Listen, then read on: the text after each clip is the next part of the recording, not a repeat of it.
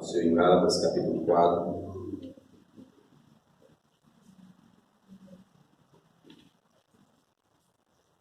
Gálatas 4, diante do texto, nós queremos pegar só a expressão que é registrado aí, mas a gente vai ler toda essa parte do texto para a gente poder entendê-lo. Gálatas 4, de 1 a 7. Digo, pois, que durante o tempo em que o herdeiro é menor, em nada difere de escravo, porque ele é senhor de tudo, posto que ele é senhor de tudo. Mas está sob tutores e curadores até ao tempo predeterminado pelo Pai. Assim também nós, quando éramos menores, estávamos servilmente sujeitos aos rudimentos do mundo, vindo, porém, à plenitude do tempo, e é essa expressão que nos importa aqui, vindo, porém, à plenitude do tempo, Deus enviou o seu Filho, nascido de mulher, nascido sob a lei, para resgatar os que estavam sob a lei, a fim de que recebêssemos a adoção de filhos. E porque vós sois filhos, enviou Deus ao nosso coração o Espírito de seu Filho, que clama, Abba, Pai. De sorte que já não és escravo, porém filho, e sendo filho também herdeiro por Deus.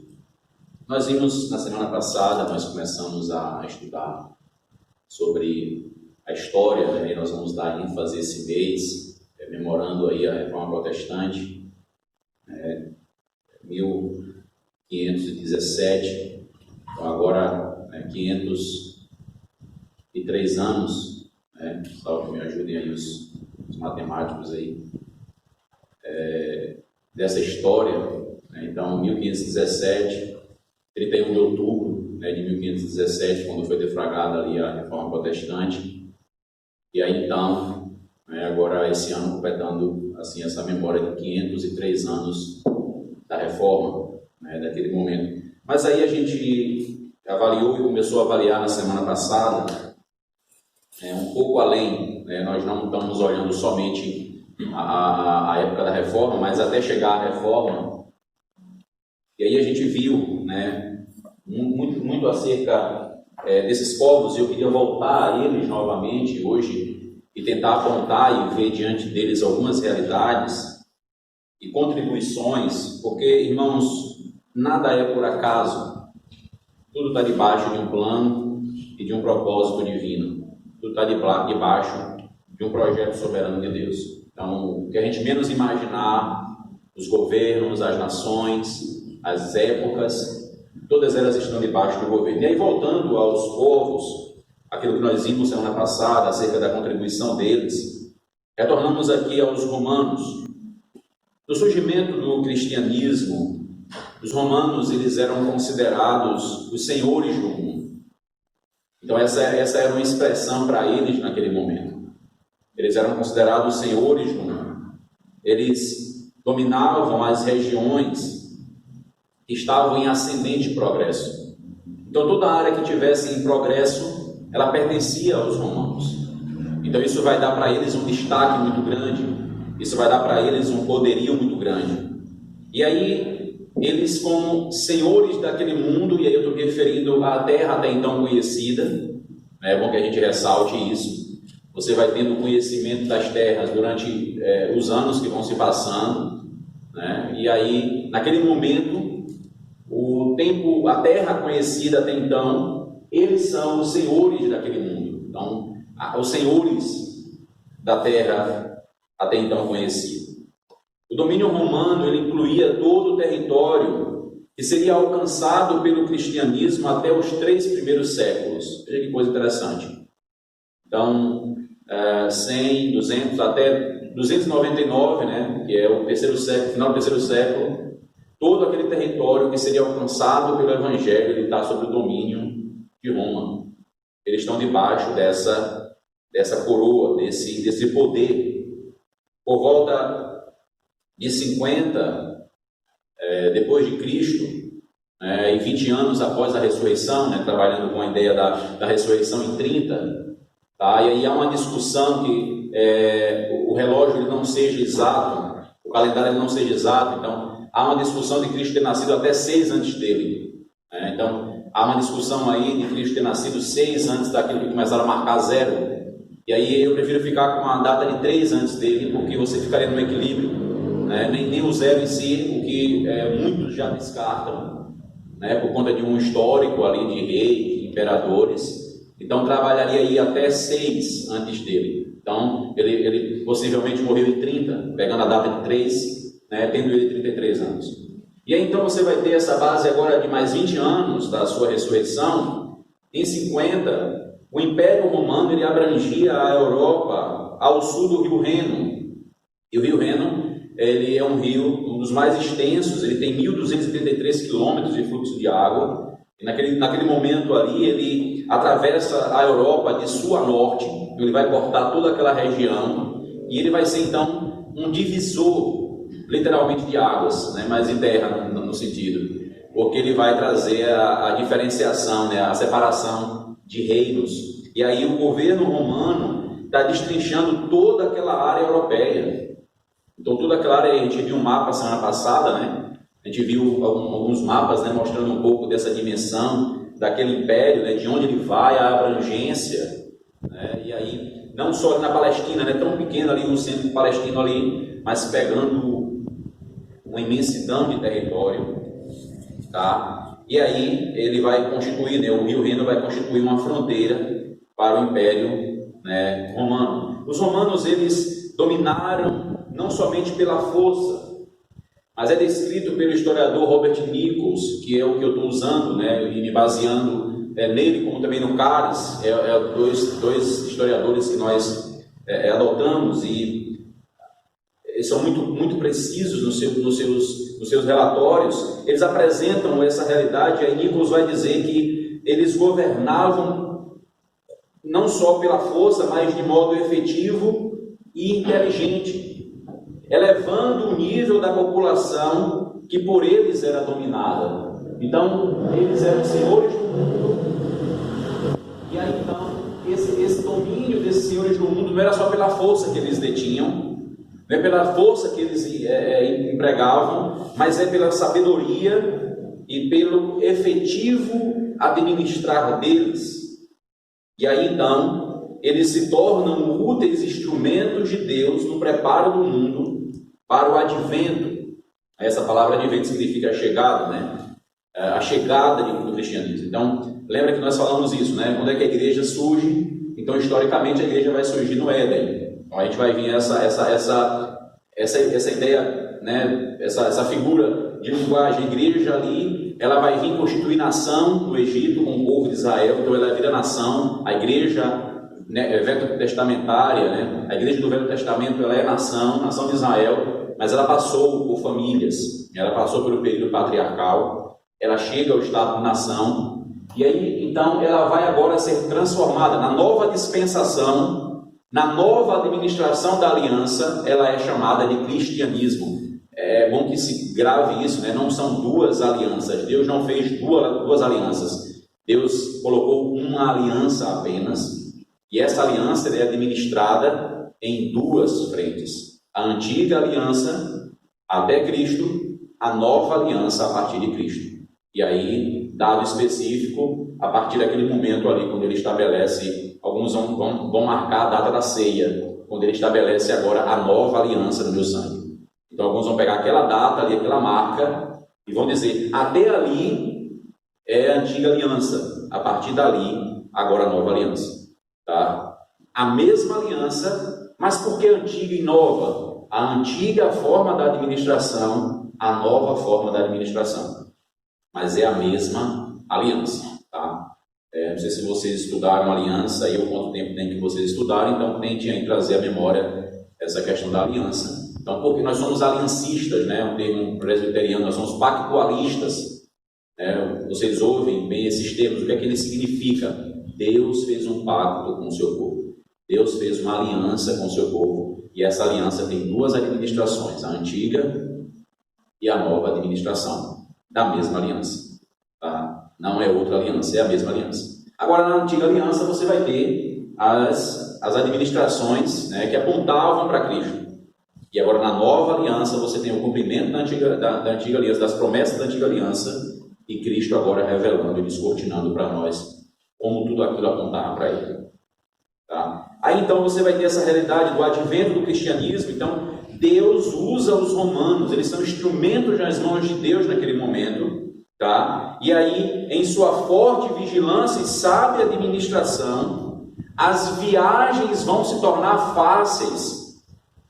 E hoje, irmãos, a gente pode fazer uma ideia. Nós temos as mídias sociais, né? Nós temos o advento da internet, né? A propagação e o crescimento da internet. E eu usei esse exemplo, um dia desse eu fui para um sítio de um amigo, um colega, né, de infância, um amigo meu, e aí lá a gente conversando, bem roça mesmo, né? E aí ele dizendo, olha, tá aqui a senha do Wi-Fi. Eu disse, meu Deus, em que mundo nós estamos? Eu falei, que pega. Ele falou, rapaz, tem hora que dá some aí, mas a gente acha ela e pega de novo. Aí eu lembrei, conversando com a Maíra em casa, eu creio que a internet é um instrumento de Deus para que o Evangelho chegue. Porque você vai hoje ter várias formas de você ouvir a mensagem. Nós temos gravado, né? Nós estávamos transmitindo ao vivo, nós pretendemos voltar a transmitir ao vivo, mas não é para que a igreja fique em casa. Não é para que a igreja fique em casa. É para aqueles que não podem estar conosco, aqueles que não podem se reunir, poderem ouvir, poderem participar da palavra. E eu lembrei que naquele lugar, num rincão daquele, alguém pode chegar lá no YouTube e abrir ouvir uma mensagem do Evangelho. A dificuldade que era antigamente para que alguém chegasse lá com o Evangelho. As pessoas que ali moravam, né? As pessoas que ali residem, a dificuldade que é para chegar lá o Evangelho. E hoje ele chega de forma, um clique, né? Ele chega e a pessoa ouve o Evangelho. Até o culto, né? Ele pode participar, se o culto for todo transmitido, né, pela internet, ele pode participar do culto. Ou pelo menos ele pode acompanhar, né? Participar não, porque é presença, né? Mas pelo menos ele pode acompanhar, ele pode ver. Então veja que coisa. Agora imagine naquela época, quando é escasso, quando é difícil, a impossibilidade do próprio transporte, e o Império Romano vai fazer estradas. E não só fazer estradas, ele vai policiar estradas, ele vai policiar o mar. E ali você tem o mar Mediterrâneo, né, que é aquela grande porção ali, né, que pega ali a Palestina, vai subindo até a Europa. O mar Mediterrâneo, e eles então vão policiar os mares, e é descrito, detalhes historicamente falando, que eram muitos assaltos dos piratas, era muito roubo. E aí então, agora a guarda romana, né, ela vai trazer proteção, não só para as estradas, mas para o mar. E aí perceba como agora você vai ter as viagens missionárias. Os evangelistas, né, Paulo em suas 3 viagens. Então, o historiador Nicolas, ele diz, isso foi a mão de Deus agindo por meio de Roma. Toda uma progressão para que houvesse uma oportunidade, houvesse a possibilidade de que aqueles missionários completassem a obra, né, levassem o Evangelho. E aí você tem a Pax Romana, né, que é chamada de paz universal, quando eles então, pelo poder bélico, pela administração tão sábia, eles vão então governar e não tem guerra naquele momento. Há um tempo de paz. Há um tempo de paz. E aí então o Evangelho vai ser beneficiado. Um outro povo é o grego, né? O povo grego. E aí as influências do povo grego era muito mais forte na questão do pensamento. Tanto que você vai ter essa expressão, né? Greco-romano. Então, você vai ter essa expressão greco-romano que vai ser aquilo que é o que vai prevalecer no romano. Ele tem a mentalidade grega. Então, ele tem a filosofia grega. Ele tem uma influência enorme. Dominados, né, e subservientes aos romanos, os gregos vão se destacar. Eles estavam ali em suas colônias amplamente disseminadas ao longo de toda a costa do mar Mediterrâneo. Então a influência do grego ela é forte, ela é imensa. E aí nós vamos ter os grandes debates, os filósofos gregos. Então aquilo vai nas mãos dos romanos ser algo bom para eles, porque eles vão investir naquela realidade. Mas não é só para eles. Isso vai trazer para o Evangelho algo também interessantíssimo, porque aquela língua, ela naquele momento é chamada de a língua universal. A velha língua, o hebraico, ela vai caindo não no desuso, mas ela vai perdendo espaço, porque o grego koiné, que é o grego vulgar, né? E essa palavra vulgar, ela no nosso contexto, muitas vezes ela é mal entendida, porque a gente acha vulgar como algo imoral, né? Não eticamente correto, mas não está certo. O sentido da palavra vulgar, né, na sua semântica, é um uso comum. Então, a língua vulgar naquele momento, a língua comum é o grego koiné. Todos falam essa língua. Todos usam aquela língua. Então, ela como uma língua universal, inclusive, a maior parte do Novo Testamento é escrito nessa língua. É escrito no koiné. Você vai ter poucas escritas ali em aramaico, tá? Mas aí você tem agora essa escrita no Novo Testamento, onde os apóstolos vão trazer a língua que todos entendem. Por exemplo, o inglês hoje, né? A língua inglesa. Então, hoje, quem não tem a língua inglesa hoje é uma ferramenta ultrapassada. E não pense que isso é só nos grandes centros, não. Tudo hoje é flertando com a língua inglesa. Né? Tudo hoje é flertando com a língua inglesa. E aí você vai para os aparelhos, né, eletrônicos, você tem uma necessidade de aprender o inglês. Tudo ele vai trazer uma frase, vai trazer um indício. Então hoje é uma língua universal o inglês. Para o ministério também é complicado. Eu tenho aguardado, né, para fazer cursos, mas tem uma porta de curso que a gente tem na igreja presbiteriana que tem que ter um inglês, qual eu não tenho. E aí a gente pensando, mas no Brasil é exigência deles. Porque eles passam material para ler em inglês. Porque tem muito material bom, irmãos. Muito material bom que não foi traduzido. O que a gente tem traduzido é um pouquinho de uma imensidão de conteúdo teológico. Imagine só. Né? O que a gente tem já é bom. Agora imagine se a gente tivesse mais. Então, o que a gente tem é um pouquinho do muito que tem teologicamente na língua inglesa, tá? E aí a necessidade que a gente tem em todas as classes dessa língua. Aí agora pense para aquele momento como foi útil. Pense para aquele momento como foi uma ferramenta usada pelo Senhor. Mas não só a língua, a própria filosofia. Não a filosofia distorcida que busca, né, como aquela que é adotada pelo Brasil, né, e precisamos orar pelo pastor Milton, né, para que ele mude a educação brasileira, seja um instrumento de Deus para mudar a educação brasileira. Então, ele precisa ser alvo das nossas orações, é que eu estou conclamando a igreja a orar por ele.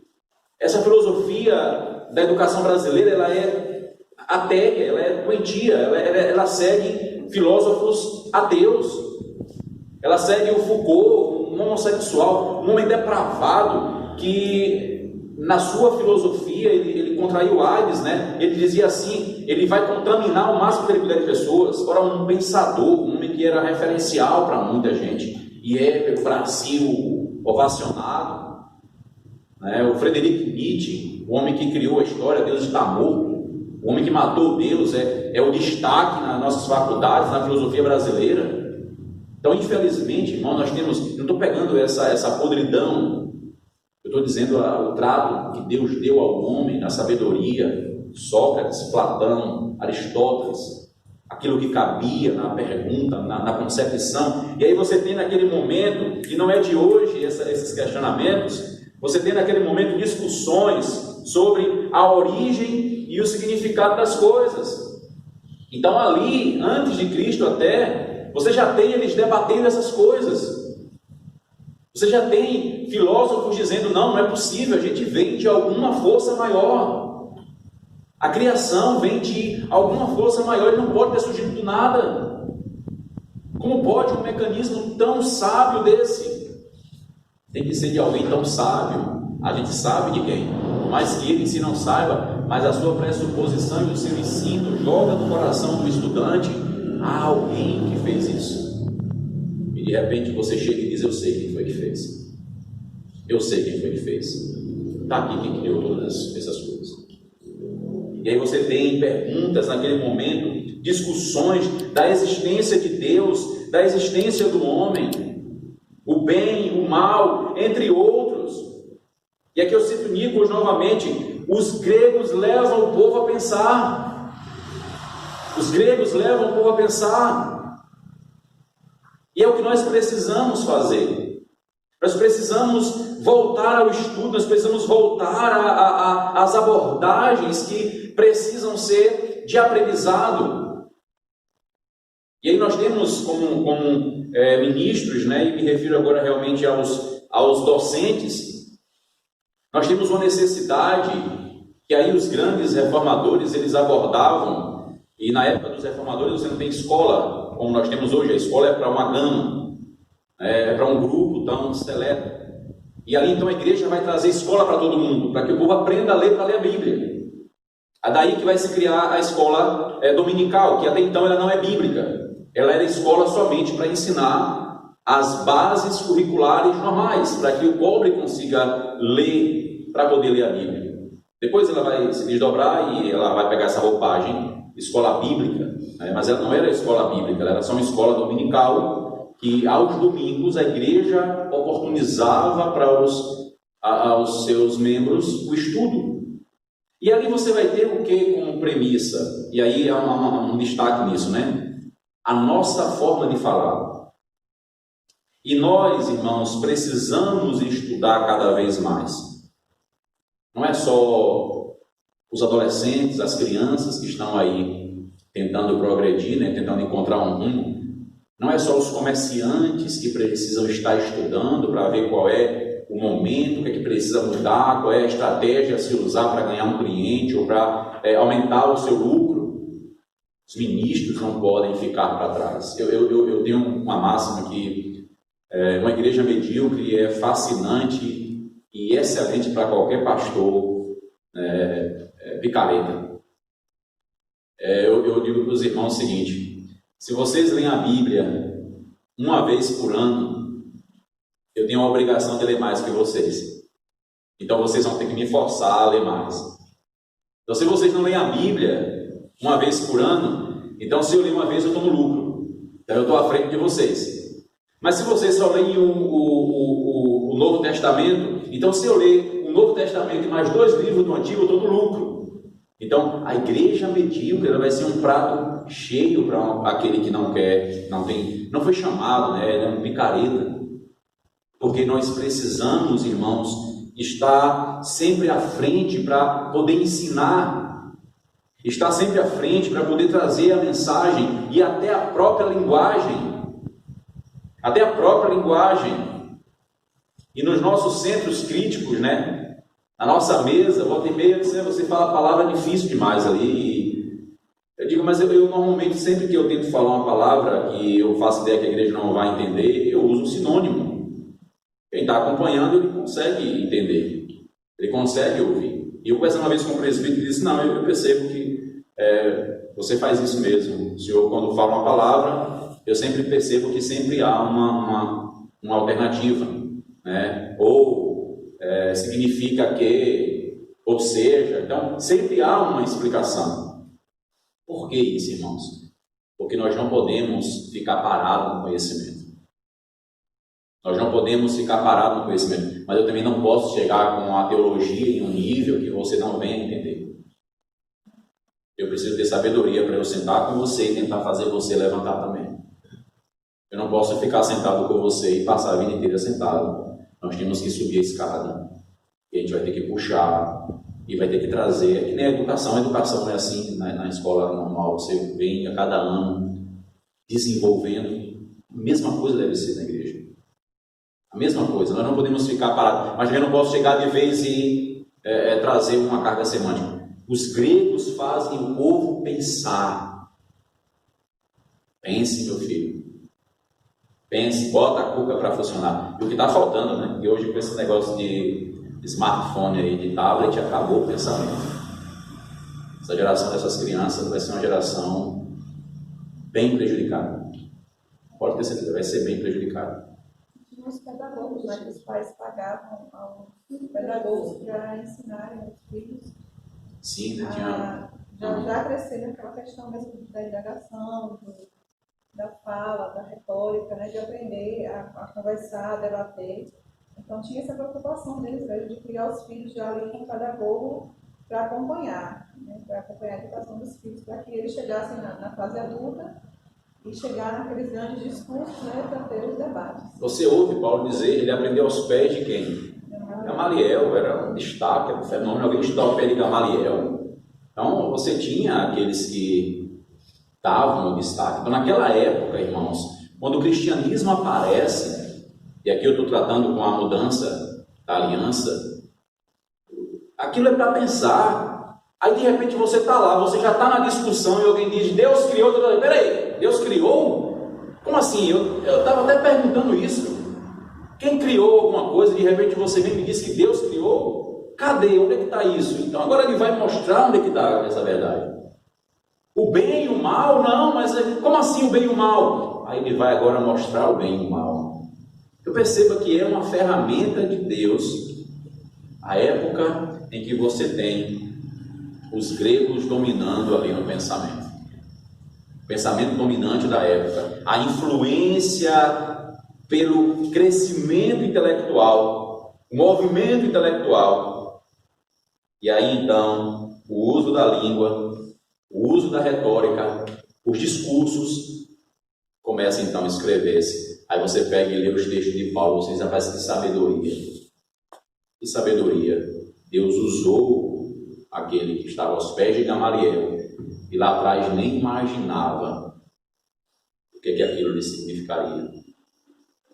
O que aquilo significaria? Eu estava lendo o grande pastor Charles Spurgeon. Eu pretendo ler ele, tentar estudar ele com os professores da escola dominical. Ele estava dizendo uma coisa que eu achei bem interessante. Ele volta assim para os pais, mas para os professores. Mais ou menos assim ele disse: quando você pegar um desses pequeninos na sala, tenha cuidado, porque você pode estar diante de um Paulo futuramente. Quando você pegar uma pequenina na sala, tenha cuidado, você pode estar diante de uma das mulheres da grande reforma, que eram mães tão acolhedoras. Se você nunca leu a história das mulheres da reforma, leia.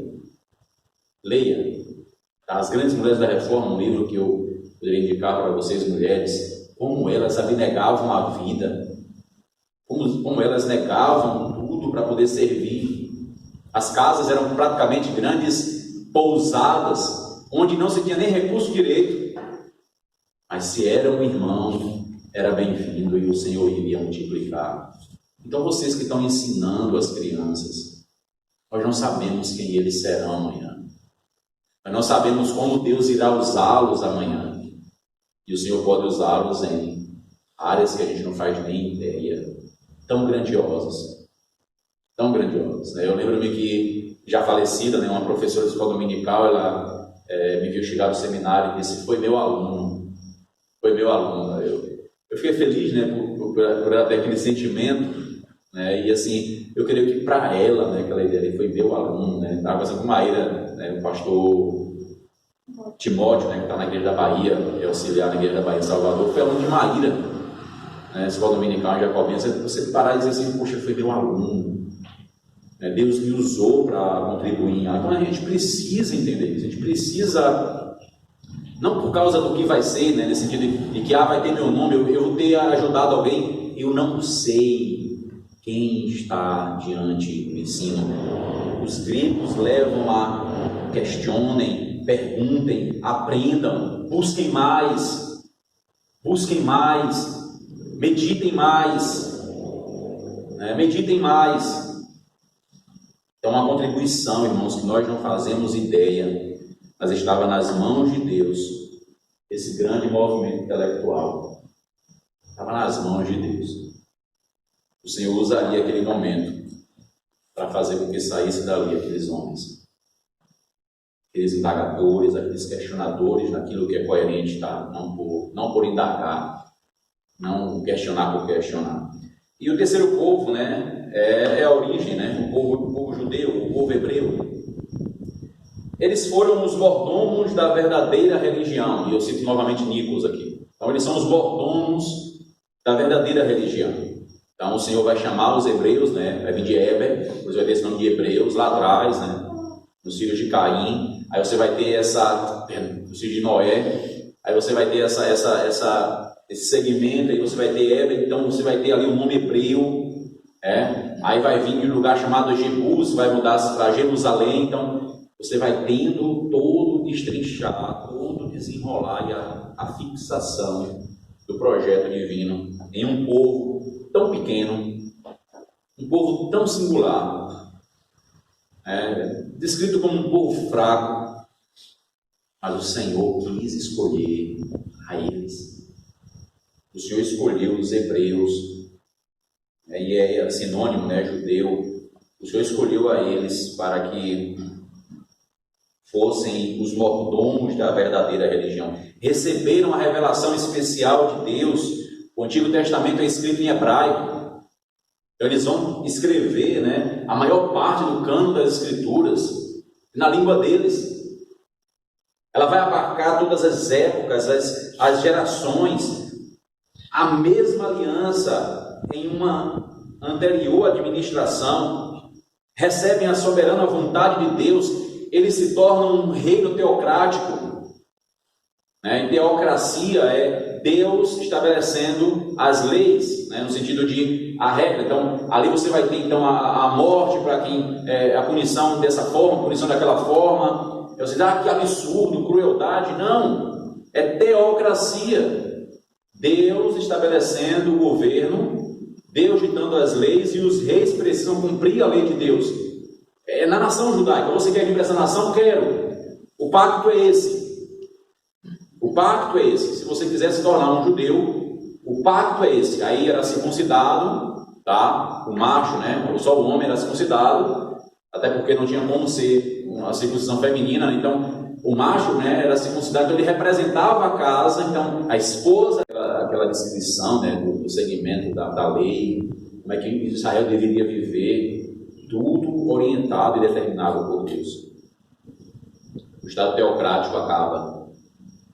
O Estado teocrático acaba. E nós podemos dizer assim, ele pode ter acabado com Cristo, em Cristo, mas ele pode ter acabado 400 anos antes de Cristo.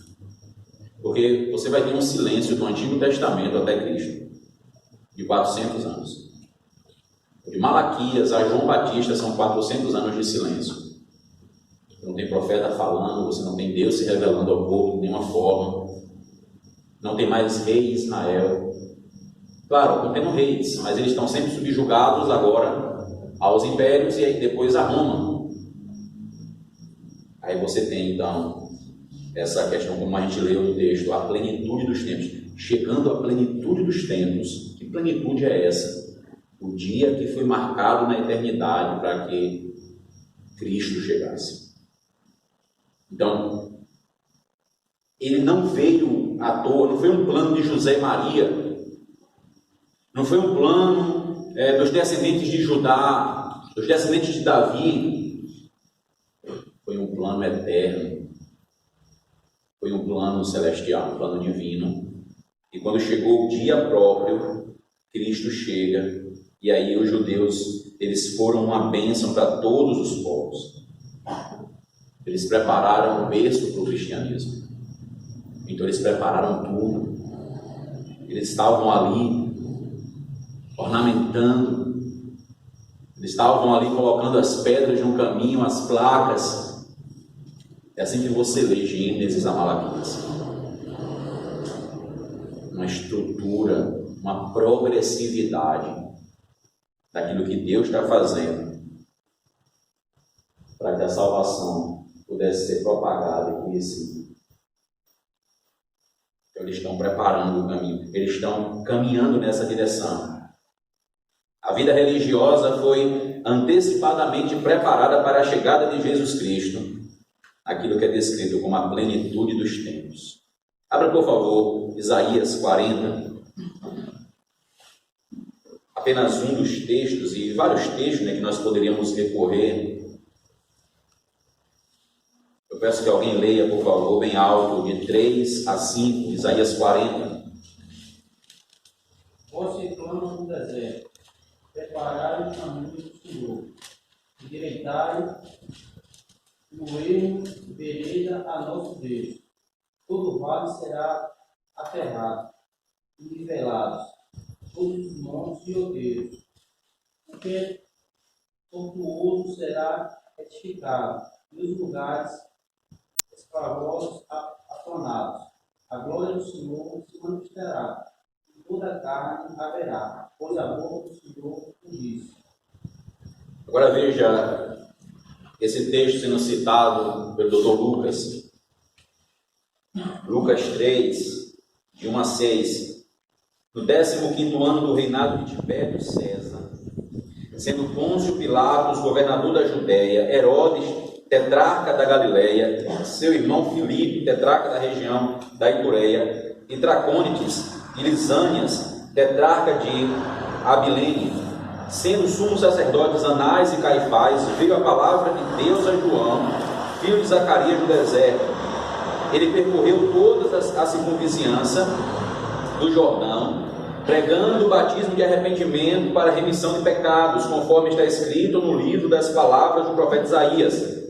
Vós, o que clama no deserto, preparai o caminho do Senhor, endireitai as suas veredas, todo o vale será aterrado e nivelado todos os montes e outeiros, os caminhos tortuosos serão retificados e os escabrosos aplanados, e toda a carne verá a glória de Deus, ou salvação, né? O sentido de glória ali é salvação, a manifestação da glória é a salvação. Então, cerca de quase 700 anos antes de Cristo, 600 e alguns anos antes de Cristo, aí, 650 a 700, não vou precisar aqui a data de Isaías, 650 anos depois, João Batista aparece pregando, e aquela voz profética lá, aí aquela expressão que a gente precisa ter, né? A profecia, normalmente, ela precisa ser olhada em dois ângulos. Um ângulo mais próximo, mas um ângulo posterior. É como se fossem duas montanhas, por exemplo, tá? Você está caminhando e você vê uma montanha próxima e você vê uma maior lá atrás, depois dela. A profecia tem mais ou menos essa visão. A profecia ela tem um cumprimento próprio, próximo ali, e tem um cumprimento posterior. Então, a profecia ela foi cumprida nos tempos de Isaías, nos tempos de Malaquias, nos tempos de Esdras, nos tempos de Neemias. Ali foi um preparar. O que eles estão fazendo? Preparando o caminho do Senhor. Nesse preparar, o que acontece? Eles vão para o cativeiro babilônico, o pecado vai ser tratado, eles vão ser repreendidos pela quebra do dia do Senhor de novo, eles vão ser repreendidos por casamentos mistos, eles vão ser repreendidos por roubarem dízimos e ofertas, o sustento da casa do Senhor, e aí você tem Ageu e Malaquias, você tem o retorno do cativeiro, você tem a reconstrução do templo. Então tudo está acontecendo em preparação para a chegada do Cordeiro. O caminho está sendo aplainado. Então, roçar, né? Estão roçando, estão desmatando. Um caminho não fácil. Um caminho nem um pouco fácil. Então, a gente para e analisa. Claro que para eles é sombra, é tipos, mas apontam para o Cordeiro, apontam para Cristo. Eles creem. Eles têm fé. Então, preparados no judaísmo, que é a religião, eles então foram necessários para difundir e pregar a nova religião, ou melhor, a nova dispensação da mesma aliança. O que é que você vai ter? Você não vai ter uma nova aliança, você não vai ter uma nova religião, mas uma nova forma de olhar para essa religião. Você tem todo o Antigo Testamento que é um preparo, que é o alicerce, que é a fundamentação para que o Cordeiro passe por aquele caminho. Para que o Cordeiro passe por aquele caminho, para que a salvação chegue. Entre em Jerusalém e saia para todos os povos. Não havia salvação antes para todos os povos? Havia, mas ainda nos tipos e sombras. Lembra lá de Êxodo 20, quando a circuncisão, né, Êxodo 12, quando a Páscoa é instituída, quem quiser participar vai entrar no pacto. Quem não fizer parte desse pacto não pertence a essa aliança, será eliminado do meu povo. Então, Estado teocrático, não tem opção, é lei. Então, quem não aceitar eliminado. E aí não só no sentido de ser botado para fora, muitos seriam mortos mesmo. Então ali você tem um Estado teocrático. Hoje, aí você vai pegar o batismo infantil, por exemplo, que é a circuncisão da antiga aliança, então ela é transferida para o batismo. Os pais vão apresentar seus filhos ao batismo. Aí o pai diz: eu não concordo com essa teologia. Aí a pergunta é: o que você está fazendo na igreja presbiteriana? Porque a igreja presbiteriana, ela é aliancista, ela é pactualista. E pasme, eu conheço vários líderes e presbíteros que não concordam com o batismo infantil. Presbíteros da igreja. E eu perguntei: o que vocês estão fazendo então na igreja? Porque o princípio da nossa igreja é esse. Nossa igreja é aliancista. Ela é pactualista. Aí diz: não. Aí a ceia do Senhor, eu vou se eu quiser. Não, eu vou participar do pão. Aquele que não come, não bebe, diz o Senhor, não tem parte comigo. Não é opção. Aí o conselho tem que avaliar. Aí certa vez o presbítero chegou para mim e disse: pastor, tem uma irmã que está sem tomar ceia já 3 domingos. E lá era dominical, né? Eu estava dominical, então 3 domingos já sem tomar ceia. Ficou preocupada, fui conversar com a irmã. Na discussão, na conversa em si, né? Não briga, na discussão, a gente conversando, eu perguntei a ela: minha irmã, o que está acontecendo? Ela disse: pastor, não era assim no começo da igreja. Eu falei: me conte um pouco da história. Apesar quando a gente era do presbitério tal, a gente tomava, era suco. Eu falei: dê licença, minha irmã, deixa eu interromper aqui, porque eu já percebo que parte de ignorância a sua ação, porque a senhora não conhece a história da igreja. Aí eu voltei para ela com o Antigo Testamento. Aí eu vim pensando com ela, disse: não tinha. Falei: a igreja não começou no presbitério, no anterior. A igreja ela começa lá atrás, ela tem uma história. Ela tem uma fundamentação. E se o conselho estiver errando, a irmã não pode se rebelar contra o conselho. Deus vai tratar o conselho. Faça um documento, vá ao conselho, mostre para a gente onde a gente está errando. E eu creio em Deus que o Senhor há de nos tratar. Se a gente for rebelde e não aceitar, vá ao presbitério, leve um documento ao presbitério, porque é assim que funciona a nossa igreja. Nossa igreja ela tem instâncias. A igreja não é o pastor faz o que ele quiser, o conselho faz o que ele quiser. Nós somos uma igreja federada. Nós somos uma igreja, uma federação de igrejas. Presbitério, no mínimo 4 igrejas. Como presbitério. Não me recordo agora se é no mínimo 3 ou 4 presbitérios, formam um sínodo. E aí então esse sínodo forma o Supremo Conselho. E seria a corte maior da nossa igreja. Então há uma instância, há um processo. Então se eu estou achando, se eu não concordo com isso, não concordo por quê? O que está acontecendo? Traga o argumento bíblico. Nós vamos tentar ver, nós vamos orar. Se tiver certo, a gente tem que parar mesmo. Se o erro era a gente, longe de nós querer conduzir a igreja do Senhor em erro, laborar em erro. Você tem os judeus preparando esse caminho. Não só, irmãos, na figura. A mensagem foi: preparem literalmente. João Batista estava dizendo: se ajeitem, viu? Se aprumem, o rei chegou. Olha aí, viu? Vamos, agora bota no caminho aí, bota as coisas em ordem aí, o rei chegou. Literalmente preparem o caminho do Senhor. Abram alas, saiam da frente. O cordeiro vai passar. Ele chegou. A plenitude dos tempos. Irmãos, isso para um judeu, que glória. Simeão, né? Se não estou enganado, disse: pode despedir em paz o teu servo. Eu posso morrer, Senhor. Eu já vi a salvação. Ele pega Jesus no braço. Irmãos, que fé. Um bebê. Ele não viu aquele bebê fazer nada. Mas o Espírito falou no coração dele. Aqueles magos do Oriente viram um bebê, de repente, peraí, está terminando de mamar aqui, né? Sei lá.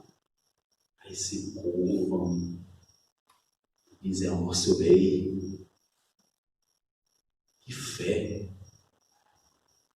Operação do Espírito Santo naquele momento para chegar a Cristo. A plenitude dos tempos.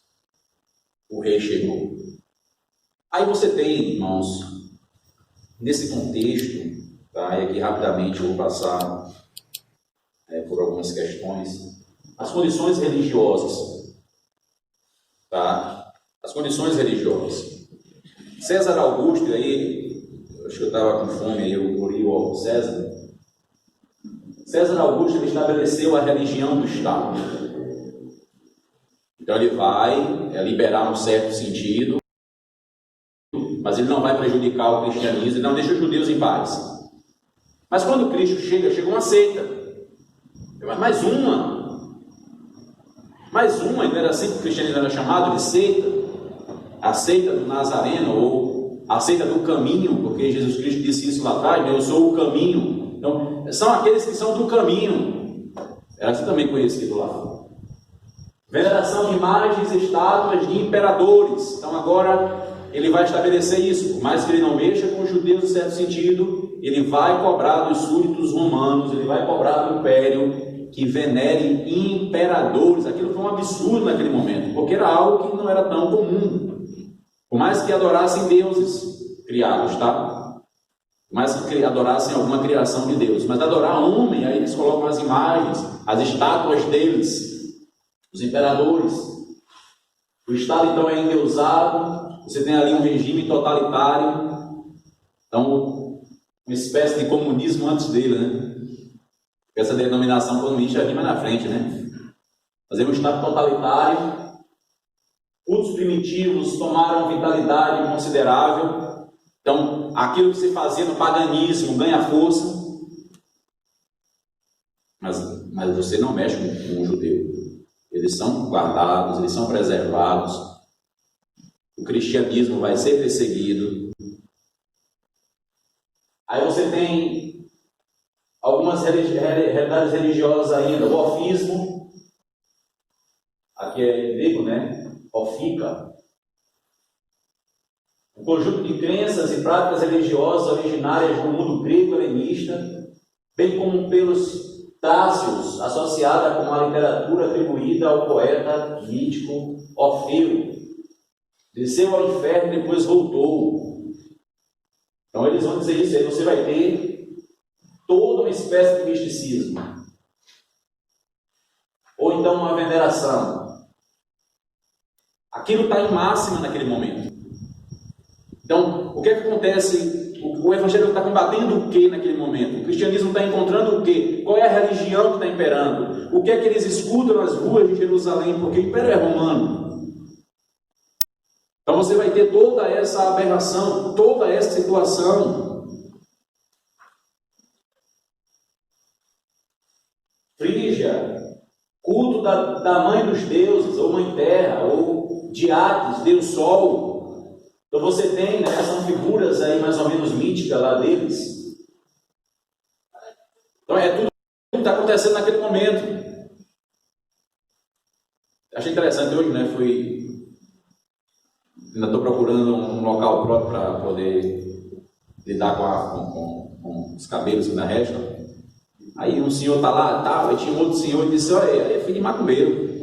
Eu falei, meu Deus, não é que eu me parar. Ele estava cortando o cabelo falando com o outro, né? É filho de macumbeiro aí.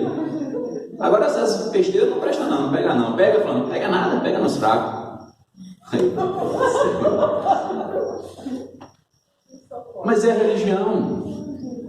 Aí aquilo que a gente estava falando aqui um dia desse, sorte, azar, aconteceu. Foi Deus, foi Frígia. Foi Frígia. Os índios, eles tratam a terra com Deus. Mãe terra. Aí você tem crente que usa esses termos e não sabe de onde vem. A mãe terra. A mãe natureza. Vem daqui. E aí está lá uma idolatria, tá? Não por a feitiçaria em si, mas está lá com a idolatria e não sabe. Não, glória a Deus, está no domingo na igreja, ô Senhor. Aí está na escola no outro dia, diz a mãe natureza. Você adora qual mesmo? Pior que está falando para a criança, né? A mãe natureza, tem que cuidar da mãe natureza. Cuidar da mãe natureza, fala para a criança, né? Cuidar da mãe natureza, meninos.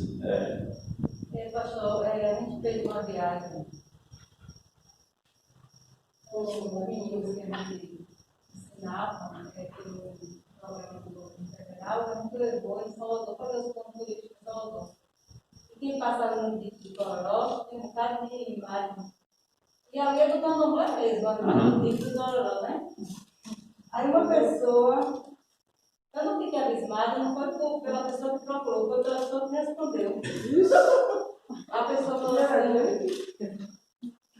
falou assim, a pessoa que conhecia na verdade falou assim, olha, isso aqui é tudo um demônio aí dentro dessa lugar. Aí a pessoa que estava na igreja, disse assim, mas isso é cultura. Aí eu falei, meu Deus do céu, essa pessoa que não estava na igreja estava mais sábia do que a outra.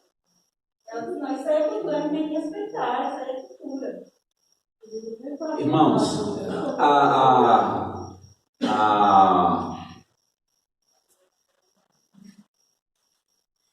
me fugiu agora a linha do raciocínio nessa mesma ideia.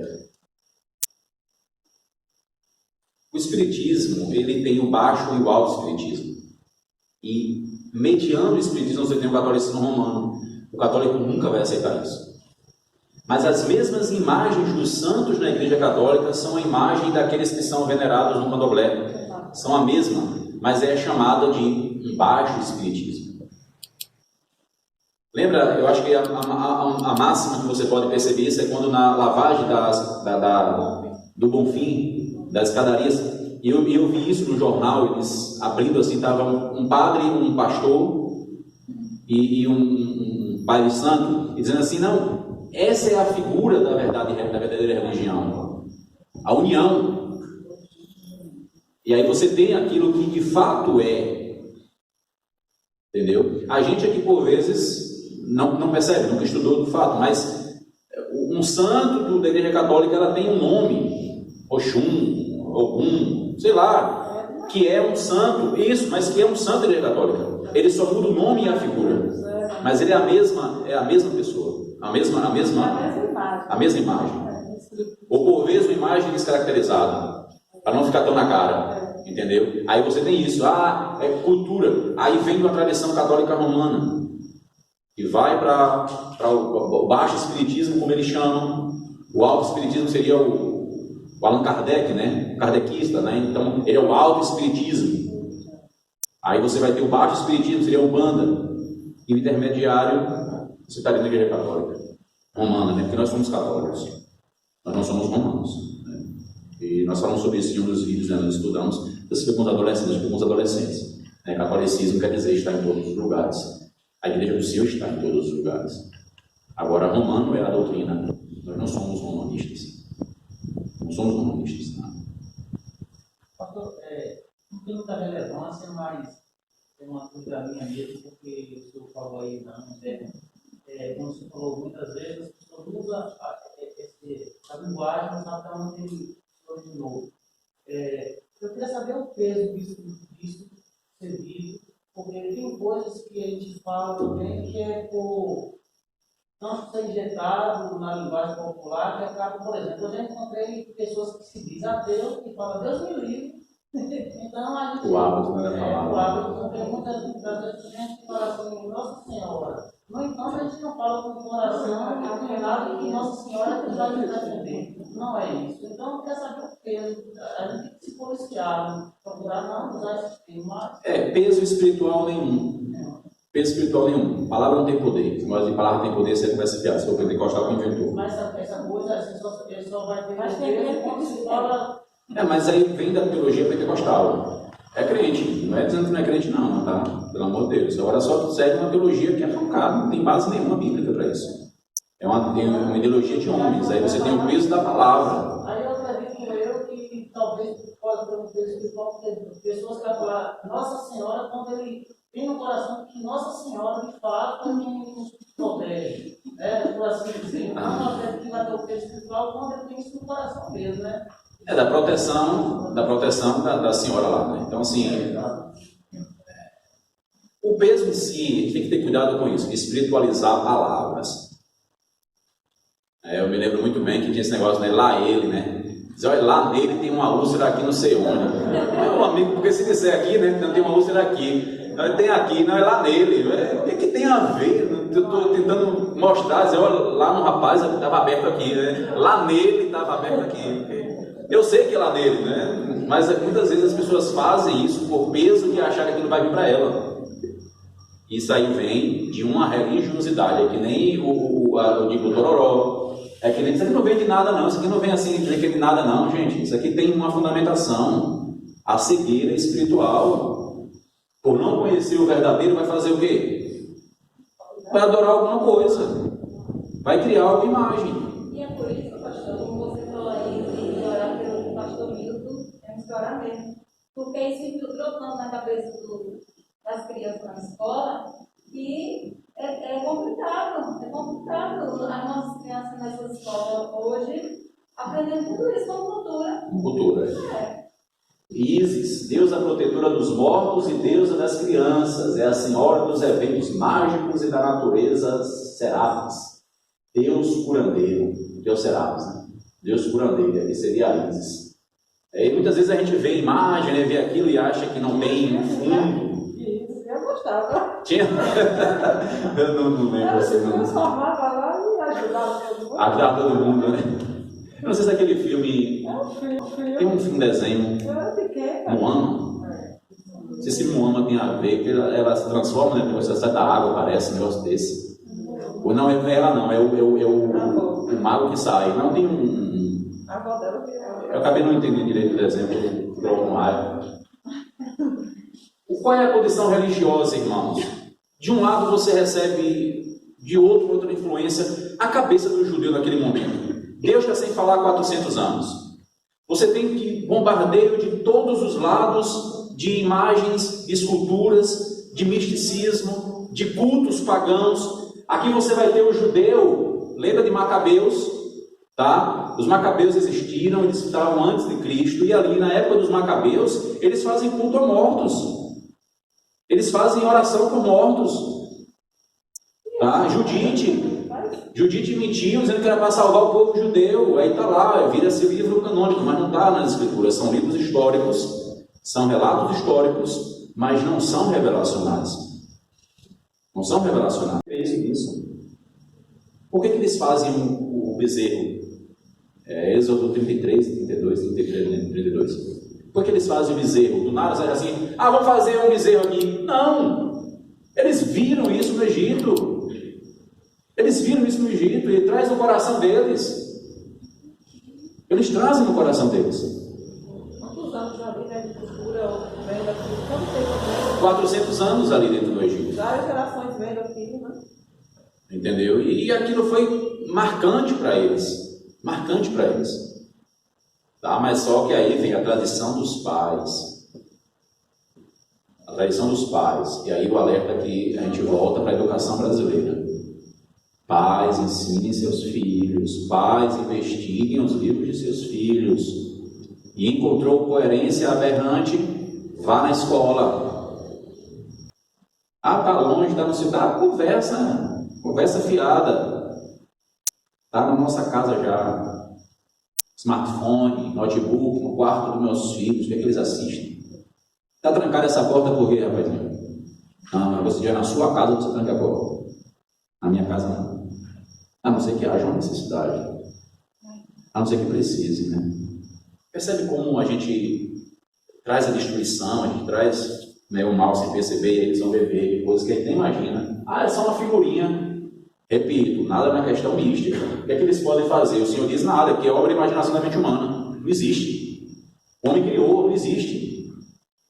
Tá? Não existe. Então a gente tem que ter cuidado. Não encosta nisso. Não. Ele tem que saber que essas coisas aqui estão aí. Mas não existe. É uma criação da mente. O homem inventou. Tá? Então, é uma criação da mente humana. Eu tenho que sentar com eles, eu tenho que assistir com eles e dizer, não, meu filho, olha aí, está aí, ó. A gente assiste, né, os Vingadores, a gente assiste aqueles negócios ali. Aí você tem lá os deuses, não sei o que, está lá, mas é uma invenção do homem. Tem nada a ver com a fé. Não, calma. Peraí, o que é uma coisa frente da outra? Onde é que você vai destruir a cultura? Vai dizer que isso aqui não existiu, não? Pastor, se eu vou olhar a respeito de Judite, eu queria saber por que na Bíblia católica, né, entre aspas, tem esse livro, né, Judite, né? Como assim? Há um acréscimo de, se não me engano, 7 livros em porção demais. 5 ou 7 e acréscimo de porção 7, né? E acréscimo de porção. Tem acréscimos de Esdras e tal. Você tem aquele acréscimo, aqui eu vou falar pela minha ótica, para defender o que eu quero crer. Então, por exemplo, Judite está lá e Judite defende a mentira. E Judite ela vai trair o rei, ela vai casar com ele para trair ele, para matar ele. E ela diz que Deus mandou ela fazer isso para salvar o judeu. E essa é a história de Judite. Então, mentira, Deus nunca vai. O pai da mentira é Satanás, o Senhor nunca faria aquilo. Né? Então, aí para quem quer defender a mentira, ele vai colocar um livro para mentira. A Umbanda, aí você tem Macabeus, eles fazem um culto a mortos. Aí você tem lá toda a história, entendeu, da guerra dos Macabeus, depois fazer oração por aqueles que morreram. Aí de repente vem lá um grande peixe, né? E aí eles dizem que é preciso queimar as vísceras do peixe, porque o peixe era maior do que todos os homens e ficou em pé diante deles. Né? Aí você tem toda uma história de misticismo. Aí se eu quero acreditar em misticismo, eu vou colocar uma cabeça que fica certinho, cabe direitinho. Então, na minha ótica, coloca-se ali para satisfazer os desejos. Porque como é que eu vou justificar culto a mortos? Como é que eu vou justificar vela de enterro? Como é que eu vou justificar mentira? Missa de 7 dias. Como é que eu vou justificar tudo isso? Eu tenho que ter uma base escriturística. Aí diz, está aqui na Bíblia. Não, isso aí não é. Isso aí foi acrescentado. Isso aí não estava lá. Mas aí quem colocou foi a igreja. Foi a igreja de Roma que colocou. Não foi colocar à toa, foi a igreja que colocou. E a igreja diz o seguinte, a igreja diz que Bíblia é o que a igreja diz que é. Para eles é isso. A gente entende que Bíblia é o que Deus diz que é. Então a Bíblia rege. Lá para Roma, a igreja rege. Então a bula papal ela tem o peso da Bíblia. Ela é até mais poderosa do que a Bíblia. Então a bula papal ela tem mais poder do que a Bíblia. Por quê? Porque a igreja rege. Entendeu? Então por isso ele vai colocar, acrescentar. E aí tem os concílios para isso, aprovam, acabou. Segue-se. Aí diz assim, não, a igreja de vocês tirou. Não tem. Esses livros existem, mas não revelacionais. São livros históricos. Judite existiu, Macabeus existiu, não esse misticismo, né, esse negócio todo. Vamos tentar caminhar aqui para eu poder encerrar. Condições intelectuais, epicureus, tá? Não vou caminhar aqui, você vai ter isso, porque é o seguinte, essa questão epicureus aí você vai ter a base bíblica. Você vai encontrar ele, epicureus, estoicos. O epicureu, ele crê na procura dos prazeres moderados. Aí pensa o seguinte comigo, você tem um banco que adora Ísis, um banco que adora Artemis, né? Artemis é a mãe terra ali. Aí o outro vai ser epicureu. Pensa o seguinte, você tem esse misticismo de ideias nas ruas. É nesse contexto religioso que Cristo aparece. Então é nesse contexto religioso que ele vem. Aí você tem os epicureus, que é uma linha filosófica que crê na procura dos prazeres moderados para atingir o estado de tranquilidade e libertação do medo, com a ausência de sofrimento corporal pelo conhecimento do funcionamento do mundo e da limitação dos desejos. Parece o budismo. A gente estudou o budismo dos adolescentes. O budismo diz isso, que ele vai se livrar. Só que aqui é diferente, aqui é pela dor. O epicureu diz que é sofrendo. Então você vai sofrer para poder se libertar. Então você vai se machucar, você vai se retalhar. Aí você vai ter essa ideia epicurista, né, na igreja. Não sei se são os franciscanos, mas você vai ter o grupo dos votos lá, que eles fazem os votos, vai se cortando. Entendeu? Olha as peregrinações até hoje aí para a Ponte da Lapa. Muitas ideias que vêm de fundamentos filosóficos, a gente não sabe nem de onde, mas lá de trás. Não é de agora. Lá de trás. E quando Paulo chega, você tem ali em Atenas prevalência na Grécia naquele momento. Epicureu e o estoicismo. É isso que Paulo vai combater naquele momento. O estoicismo, o seguidor mais influente de Zenão foi Crispo de Soles, responsável pela modelagem do estoicismo. Então ele vai trazer novamente condições morais. As classes mais altas eram tremendamente corrompidas.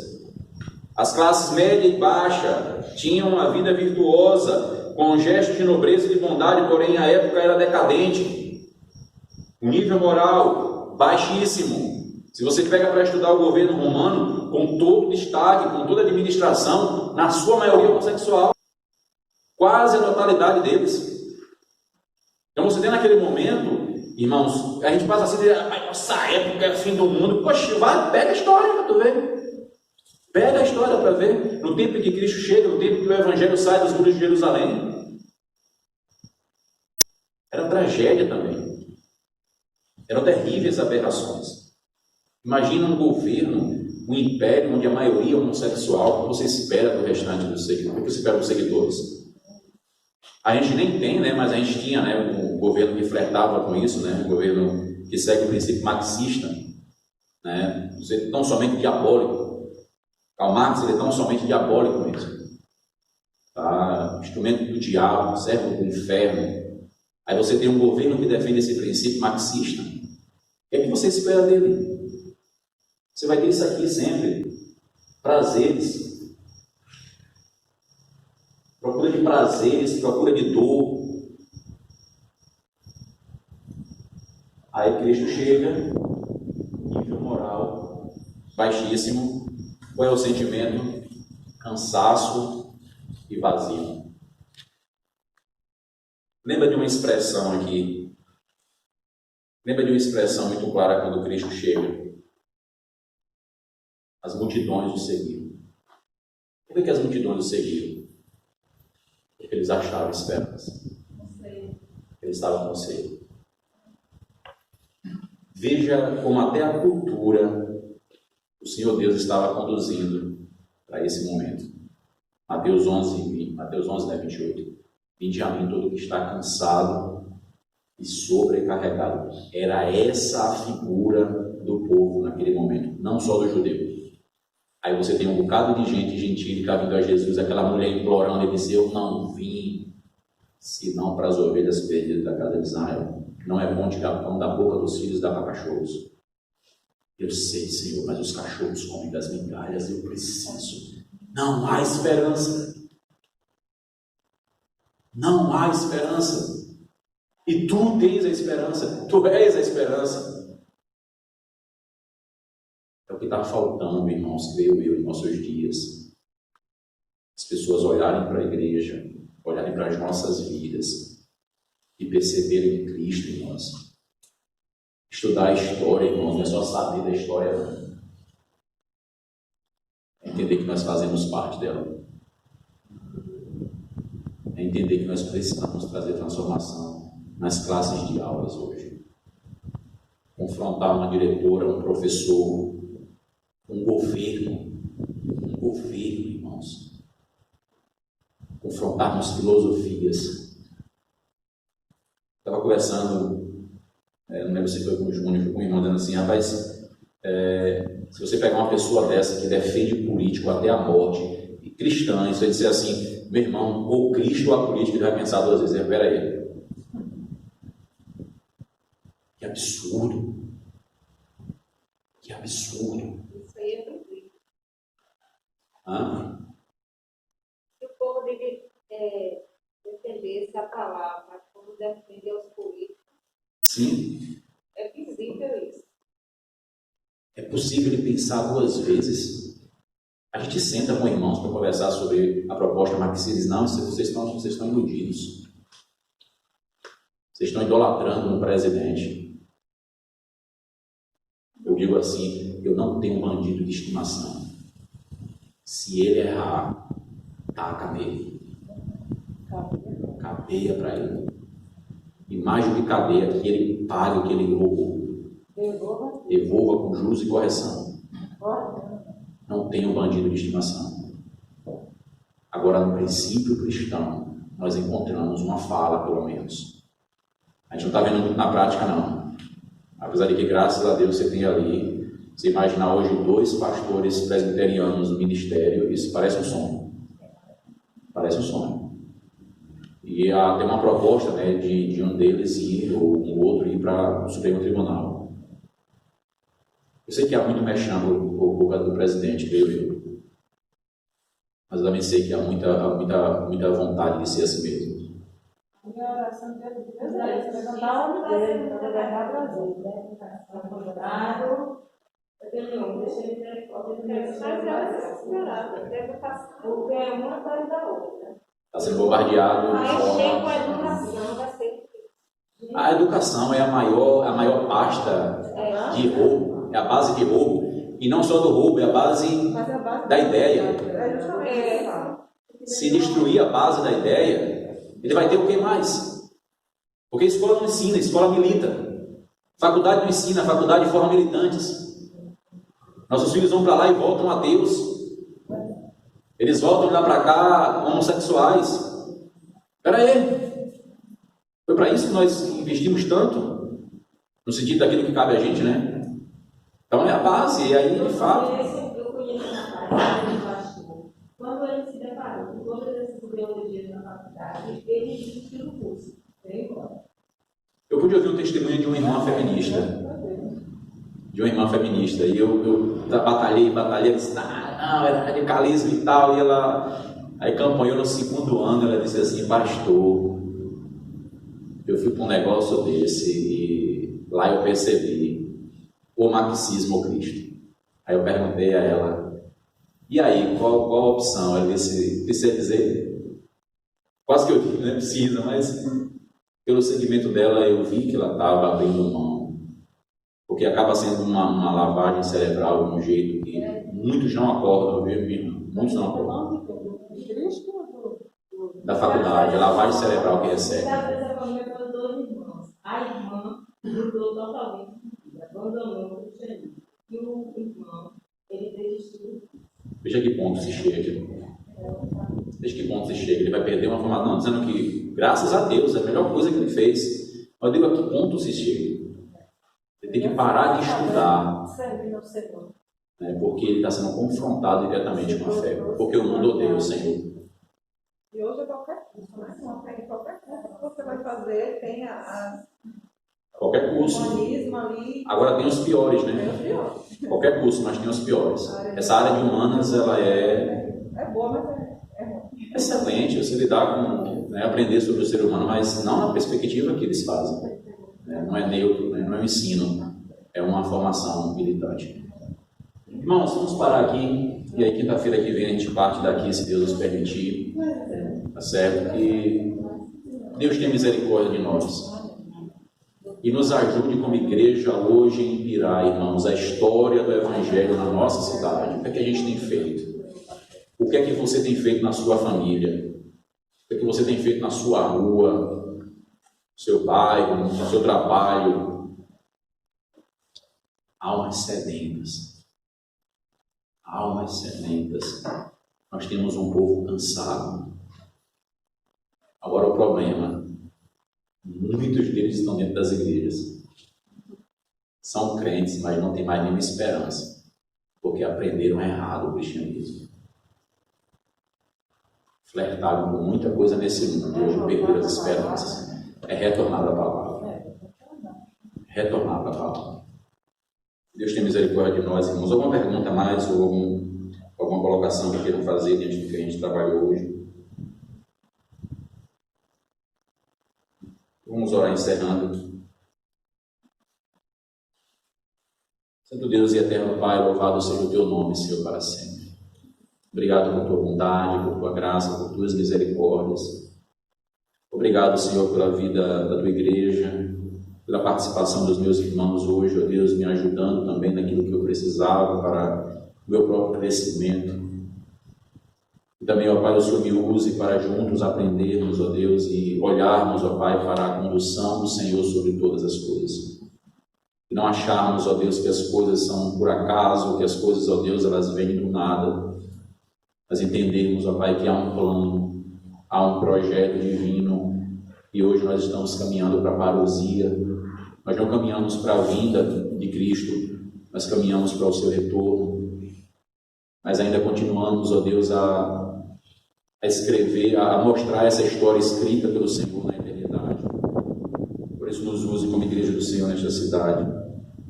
Nos use, ó Deus, em nosso bairro, em nossa vizinhança, em nossa casa, Senhor. Mas usa-nos aqui na igreja, convertendo-nos a Ti, trazendo-nos de volta aos Teus pés, Senhor. Tenha misericórdia, Deus, em nome de Jesus. E sustenta-nos, ó Pai, como colocamos aqui, ó Deus, queremos colocar o Teu servo Milton, ó Deus, em nome de Jesus, tenha misericórdia, Senhor. Sustente aquele homem, Pai. Ó Deus, como nossa nação precisa daquele homem nas Tuas mãos, ó Deus, ser instrumento do Senhor. Que o Senhor use poderosamente, que o Senhor dê a ele, ó Pai, a força, ó Deus, o suporte necessário, ó Deus. Desperte a Tua igreja, ó Pai, para ser aqueles que estarão na brecha, ó Deus. Quando menos humilde esperar, são aqueles que estão orando por ele, Senhor. E que o Senhor o leve à frente. Mas cremos, ó Pai, que ele não vai à frente, porque o Senhor vai à frente. E que o Senhor traga, ó Deus, a vitória, a restauração, a libertação, ó Deus, da educação brasileira. Como queríamos ver o nosso país abençoado, ó Pai. Como queríamos ver o nosso país liberto, ó Deus. Para a glória do Teu nome. Para a glória do Teu nome. Por isso, ó Deus, nos ajude a começar, quem sabe, em nossa cidade. Para que essas mudanças ocorram, ó Deus, em nossa nação, ó Pai. E comecemos em nossa cidade, vereadores, prefeitos, ó Deus, se não são de acordo com o Senhor, ó Pai, que prontamente o neguemos, ó Deus, sem nenhuma dúvida, Pai, sem nenhum constrangimento, Senhor. Que o Senhor nos dê oportunidades, que o Senhor nos dê possibilidades, ó Deus, que tenhamos uma visão correta para agradar o Senhor. Prepara-nos para o Teu dia, prepara-nos para ser o Senhor. Prepara-nos para a reunião, ó Deus, amanhã, com os idosos à tarde, o conselho à noite, assim também como as crianças no sábado à tarde, ó Deus. Perdoe os nossos pecados, livra-nos do mal. Mais uma vez, obrigado pela vida do Edilson e Rita, e continue a abençoar, ó Deus, a Josi, sua casa, a Juscelino, sua casa, ó Deus, fortalecendo e os animando em nome de Jesus. Assim oramos, ó Deus, com o perdão dos nossos pecados. Amém.